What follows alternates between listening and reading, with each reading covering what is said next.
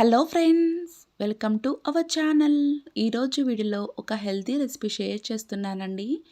కొండపిండితో చేసే ఈ ఆకుపప్పు చాలా రుచిగా ఉంటుంది. అంతేకాదండి, కొండపిండి ఆకులో చాలా ఆరోగ్య ప్రయోజనాలు కూడా ఉన్నాయి. కొండపిండి ఆకు తినడం వలన కిడ్నీ స్టోన్స్, అలాగే మనకి గాల్ బ్లాడర్లో ఉన్న స్టోన్స్ను కూడా చక్కగా కరిగిస్తుందండి.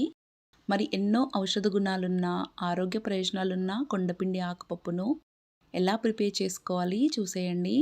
నేను ఇక్కడ కొండపిండి ఆకును శుభ్రంగా వాష్ చేసుకొని ఇలా సన్నగా కట్ చేసి పెట్టుకున్నాను. ఇలా సన్నగా కట్ చేసి పెట్టుకొని మనం పక్కన పెట్టుకోవాలండి. ఇప్పుడు ఒక బౌల్ తీసుకొని ఒక కప్పు పెసరపప్పును తీసుకోవాలి.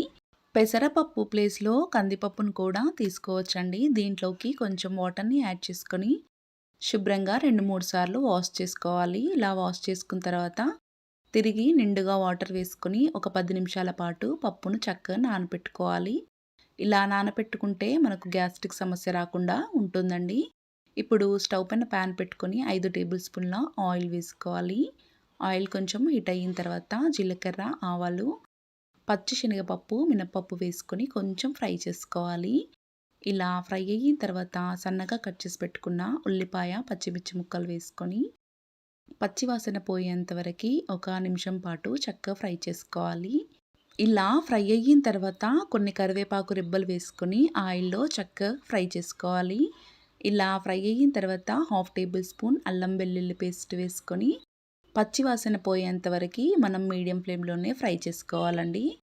చూడండి, మనకి ఇలా చక్కగా ఫ్రై అయిపోయిన తర్వాత 1/2 టేబుల్ స్పూన్ పసుపు వేసుకొని మరొకసారి చక్కగా కలుపుకోవాలి. చూడండి, ఇలా అంతా కలిపేసుకున్న తర్వాత మనకు చక్కగా తాలింపు ప్రిపేర్ అయిందండి.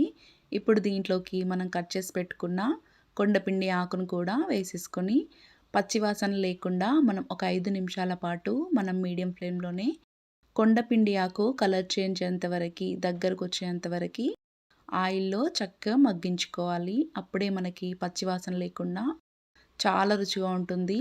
మనకి ఆకు త్వరగా మగ్గిపోవాలంటే కొంచెం సాల్ట్ని వేసుకొని ఆకును చక్కగా కలుపుకోవాలి. మనం మూత పెట్టుకున్నట్టయితే చక్కగా ఆకు మగ్గిపోయి దగ్గరకు వస్తుంది. చూడండి, మనకు మూత తీసి చూసిన తర్వాత ఆకు కూడా దగ్గరకు వచ్చేసి కలర్ కూడా చేంజ్ అయ్యింది. చూడండి, మనకి ఎంత చక్కగా ఆకు మగ్గిపోయింది కదా. ఇలా ఆయిల్లో మనం ఆకును మగ్గించితేనే పప్పు చాలా రుచిగా ఉంటుందండి. పక్కన పెట్టుకున్న పప్పును కూడా కొంచెం వాటర్తో సహా వేసేసుకొని మనం ఉడికించుకోవాలి. పప్పులోకి ఎక్కువగా వాటర్ని యాడ్ చేసుకోకూడదు. ఇలా ఒక టీ గ్లాస్ వాటర్ని వేసుకుంటే సరిపోతుంది. రుచికి సరిపడా కొంచెం సాల్ట్ని వేసుకొని చక్కగా ఒకసారి కలిపేసుకోవాలి. తర్వాత 1 టేబుల్ స్పూన్ కారం వేసుకోవాలి. రుచికి సరిపడా మీరు కారాన్ని అడ్జస్ట్ చేసేసుకొని ఒకసారి చక్కగా అంతా కలుపుకొని మూత పెట్టుకొని ఒక 5 నిమిషాల పాటు పప్పును ఉడికించుకోవాలి. చూడండి, మనకు పప్పు ఉడకడం స్టార్ట్ అయింది. చక్కగా హాఫ్ వరకు పప్పు ఉడికిపోయిందండి. ఇలా ఒకసారి చక్కగా కలుపుకొని మూత పెట్టుకొని మరొక 2 నిమిషాల పాటు పప్పు దగ్గరకు వచ్చేంత వరకు ఉడికించుకోవాలి. చూడండి, పప్పు మనకి చక్కగా దగ్గరకు వచ్చేసిందండి. మనకి పప్పు మెత్తగా ఉడకకూడదండి. ఇలా కొంచెం పలుకు పలుకుగా ఉంటేనే కొండపిండి పప్పు రుచిగా ఉంటుంది. చూడండి, మనకు పప్పు ఉడికిందో లేదో చెక్ చేసుకోవడానికి ఇలా చూస్తే సరిపోతుంది. పప్పు మనకి చక్కగా మెత్తగా ఉడికిందండి. ఇప్పుడు మరొకసారి బాగా కలుపుకొని సన్నగా కట్ చేసి పెట్టుకున్న కొంచెం కొత్తిమీరని వేసుకొని ఫైనల్గా మరొకసారి బాగా కలుపుకోవాలి. అంతేనండి, సింపుల్గా ఉండే కొండపిండి పప్పు ఒక్కసారి ట్రై చేయండి. ఎన్నో ఆరోగ్య ప్రయోజనాలున్న కొండపిండి ఆకుపప్పు మనకి చాలా సింపుల్గా ఉంటుంది. అలాగే మనకి కొండపిండి ఆకు ఈజీగా దొరుకుతుందండి.